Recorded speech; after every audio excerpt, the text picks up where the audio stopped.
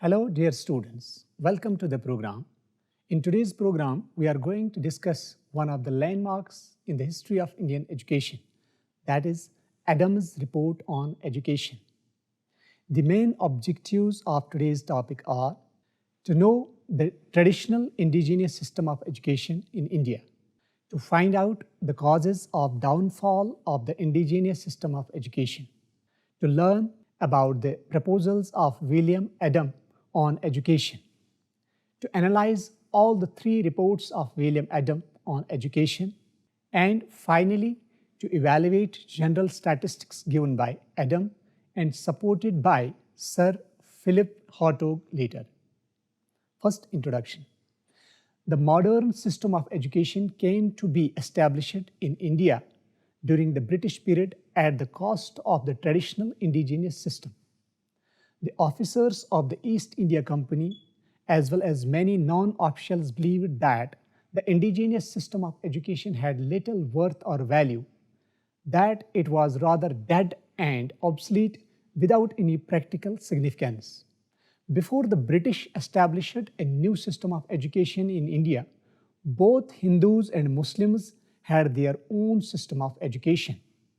But both the systems went into oblivion gradually and suffered a setback because of political turmoil and lack of a strong centralized political authority and want of suitable patronage. Truly speaking, the indigenous institutions should have formed the basis of the modern system of education in India. They sent a letter in 1813 to inquire into the prevailing system of primary education in India. Accordingly, in Madras and Bombay, inquiries were made with regard to indigenous education in 1822 and 1823 respectively. In Bengal, a special inquiry into the condition of indigenous education was conducted in 1835 to 38 under the orders of Lord William Bentinck by Adams, a missionary who had devoted himself to the cause of Indian education. Extent and character of indigenous system of education at the beginning of the 19th century. There were mainly two types of indigenous institutions, higher and elementary. There was no secondary type of education. Institutions of higher learning included talls for the Hindus and madrasas for the Muslims. Elementary institutions were of four categories. 1. Pathshalas of the Hindus. 2nd. Maktabas of the Muslims. 3rd. Persian and Arabic schools. And 4th. Schools teaching through the modern Indian languages. Both the Hindus and Muslims had separate institutions of higher learning, but there were several important features common to both the types of institutions. The total number of talls was 1800 and the total number of madrasas was 29 in the province. Both the types of institutions received pecuniary help from rulers and wealthy citizens. Both were staffed by learned teachers who received very low remuneration.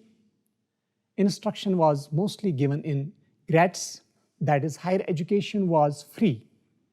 No tuition fees were charged from the students. Both used classical languages as the media of instruction.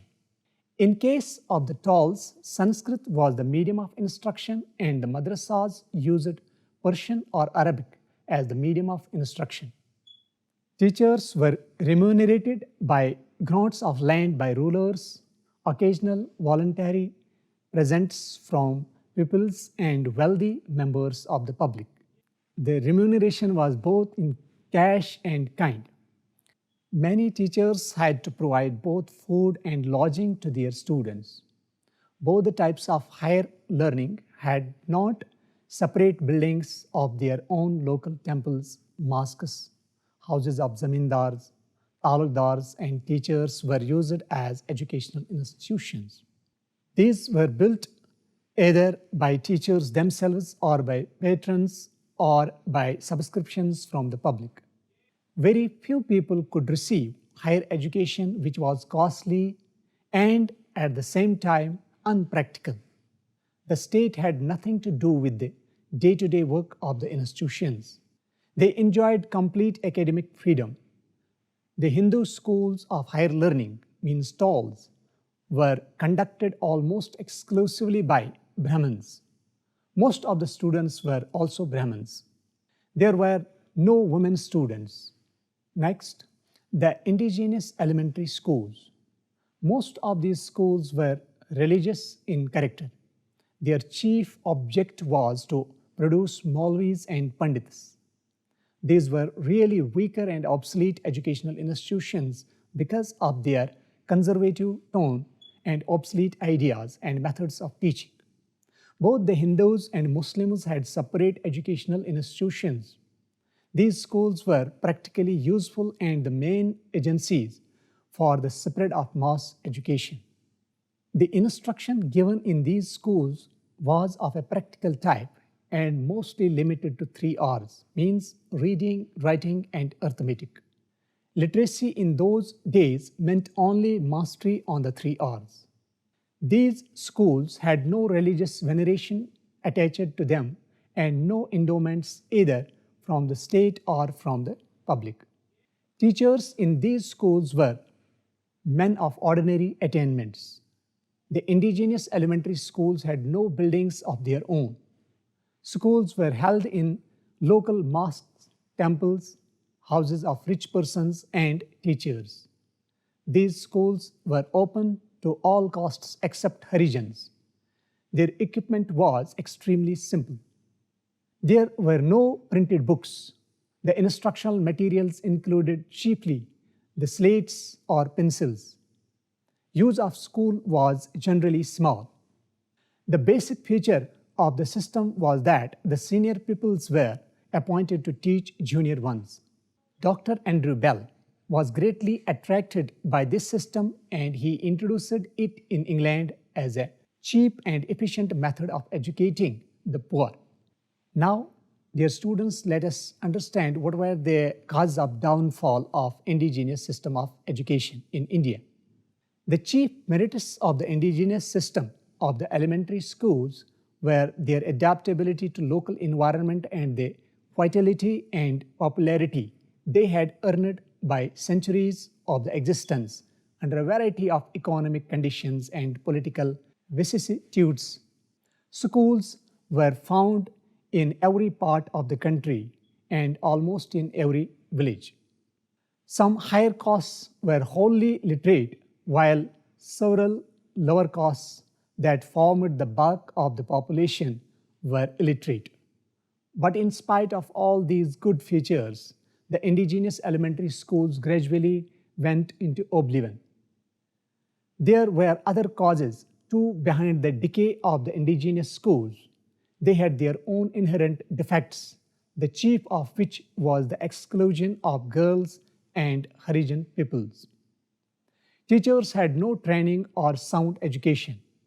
Unsatisfactory attainments and ignorance of the teachers contributed considerably to the downfall of indigenous education.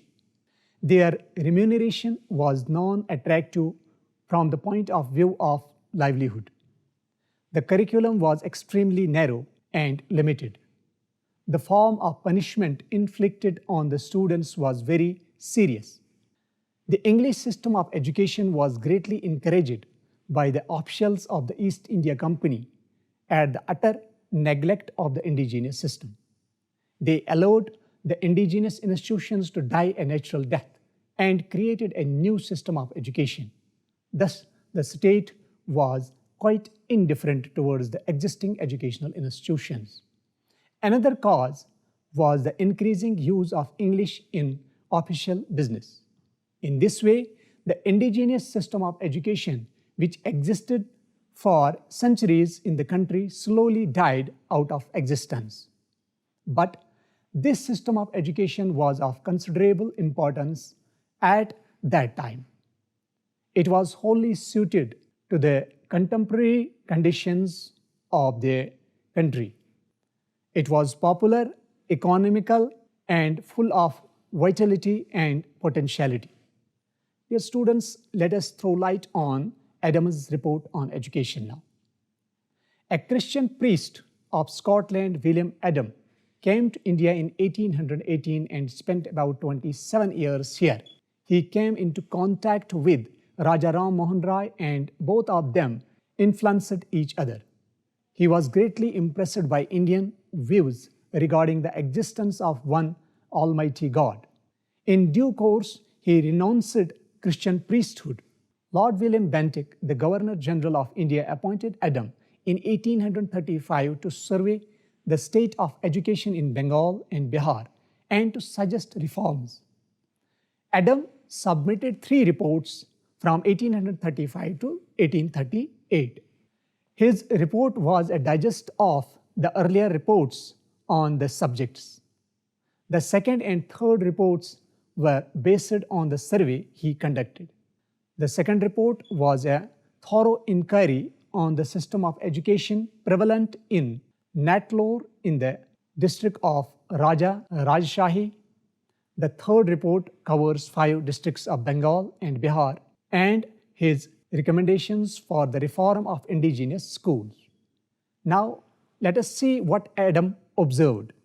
To whatever extent such institutions may exist and in whatever conditions they may be found, they present the only true and sure foundations on which any scheme of general or national education can be established.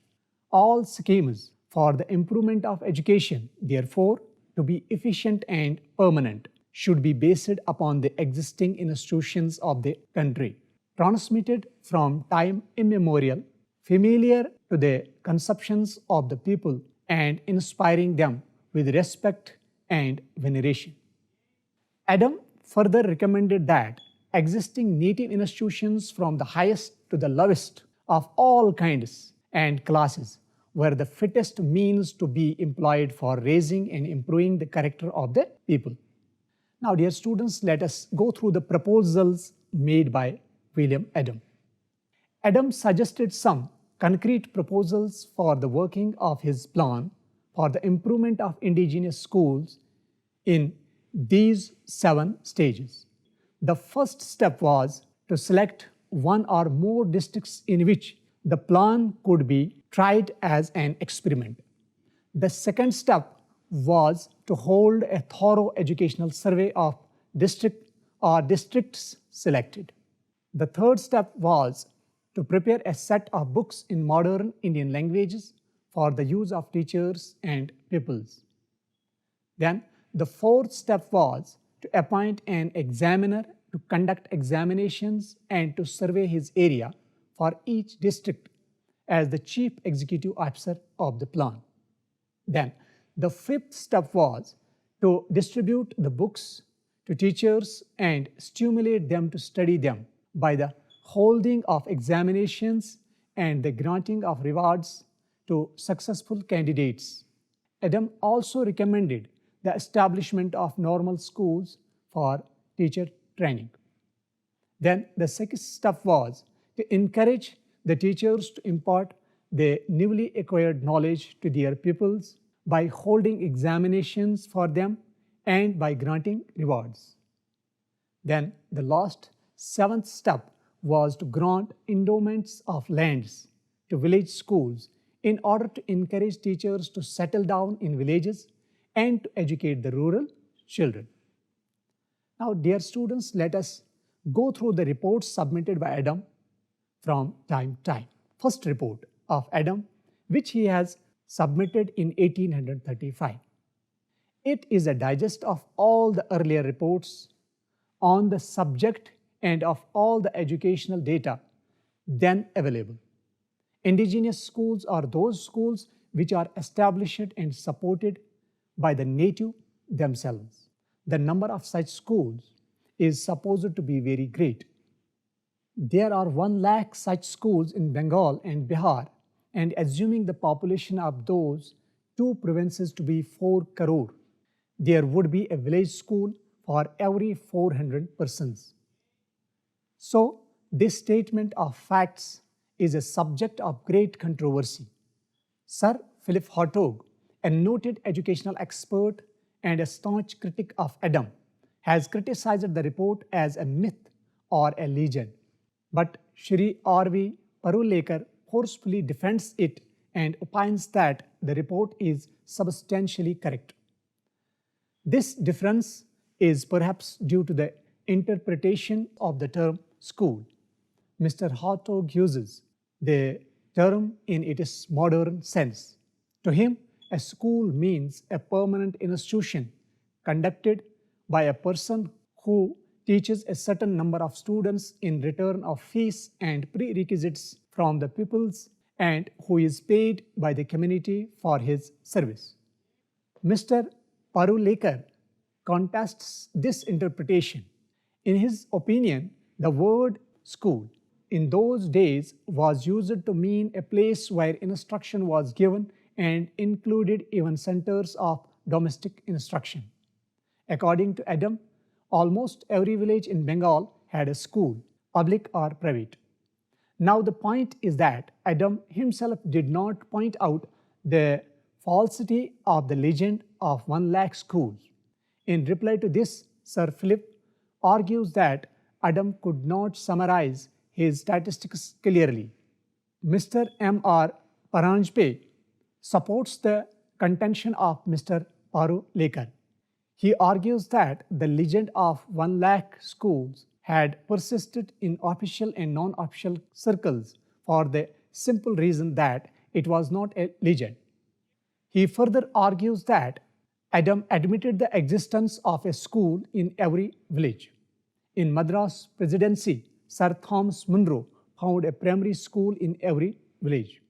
In Bengal, Ward discovered that almost all villages possessed schools for teaching 3 R's, means reading, writing, and arithmetic. In Malwa, Malcolm notes that every village with about 100 houses had an elementary school. Even Macaulay admitted that there were at least 80,000 schools in Bengal and Bihar.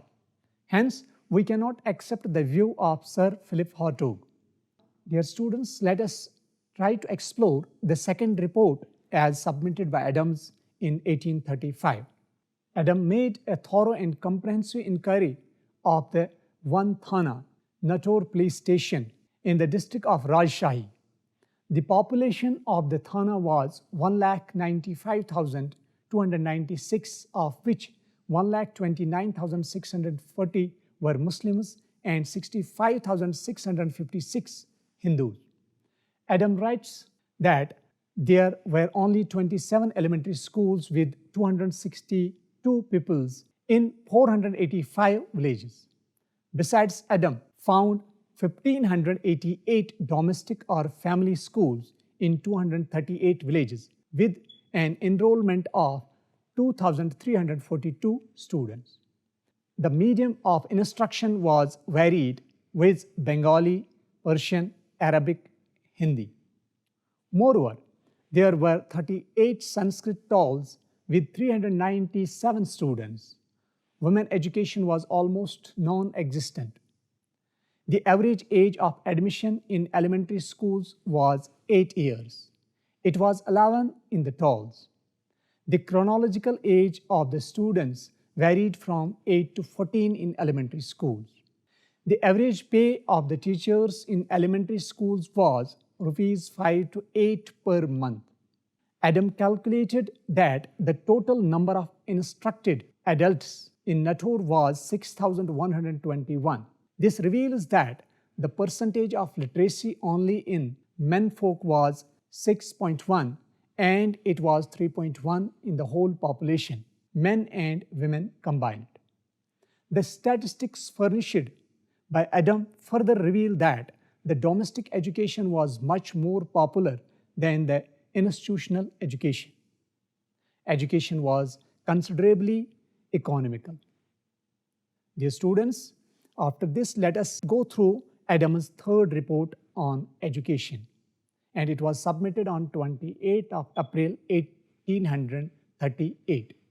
The third report of Adam is the most important of all and reliable. It is divided into two parts. In the first part, Adam gives the statistics collected by him for 5 representative districts, viz. Murshidabad, Birbhum, Burdwan, South Bihar, and Tirhat. In the second part, he gives his proposals for the reform of indigenous schools. Adam at the outset admits that the statistics given in the third report were underestimated. The causes were mainly two. One, Adam himself conducted the investigation in one thana in each district and employed agents to collect information from other thanas. The reports of his agents were not quite reliable as they did not visit all the villages. In many cases, they depended on hearsay information. Second, the people got frightened at the inquiry and concealed many facts, particularly the exact number of females in the houses and even schools and colleges. Now, dear students, you see that the table summarizes the general statistics given by Adam and supported by Sir Philip Hartog later. These statistics exclude the centers of domestic instruction, and it is obvious that the report of 1 lakh schools in Bengal can only be a myth according to Sir Philip Hartog. Hartog has regarded these statistics of Adam purely as mythical or imaginary and full of exaggeration. As a matter of fact, this doubt arises from different definitions and interpretations of the term school. Adam has included centers of domestic instruction in the category of schools. In fact, Adam's statistics had given rise to controversy. Truly speaking, Adam gave the number of schools later less than 1 lakh. Centers of domestic instruction were excluded from his later figure. Furnishing statistics in the third report, Adam states that there were 2,567 schools in Bengal and Bihar, in all out of which 6 were girls' schools. The total number of students getting education therein was 30,915. The ratio of pupils to total population was 1:73, and excluding female population, it was about 1:36. Adam divided the literates into 6 categories, under the 6 of which he enumerated all persons who could decipher or sign names. The census definition of literacy is ability to read and write a letter, and judged from this point of view, these persons cannot be considered to be literate. Hence, Sir Philip Hartog excludes the 6th category persons, 5,519, as literates who could only decipher or sign their names. This view, however, is challenged by Shri R. V. Parolikar and others. They accept Adam's figures of literacy and accept all persons whom he himself regarded as literate because of the fact that the standard of literacy in early 19th century cannot be the standard a century later. The percentage of literacy as given by Adam was 5.8 in 1838. The census of 1921 gave this percentage as 7.3 in 1931. At the Round Table Conference, Gandhiji cited the percentage of literacy given by Adam to prove the wretched condition of education during British rule in India. Sir Philip Hartog contradicted this view of Gandhiji and described the statistics of literacy given by Adam as myth and less than the actual percentage. Yet Mr. Hartog regarded the statistics of literacy given by Adam as the first systematic census of literacy in India. Dear students, to conclude, we may say that Adam wanted his plan may be first tried in some selected areas before final adoption. But Macaulay had pronounced his verdict already that education was to be given through English medium to the upper classes only, and hence Adams' scheme for mass education fell flat. The plan was considered as impracticable, and Adam was forced to resign in disgust. Such was the fate of one of the ablest reports ever written on Indian education. A golden opportunity for building up a national system of education was lost. With this, we complete our today's program. Hope you have enjoyed. Thank you very much.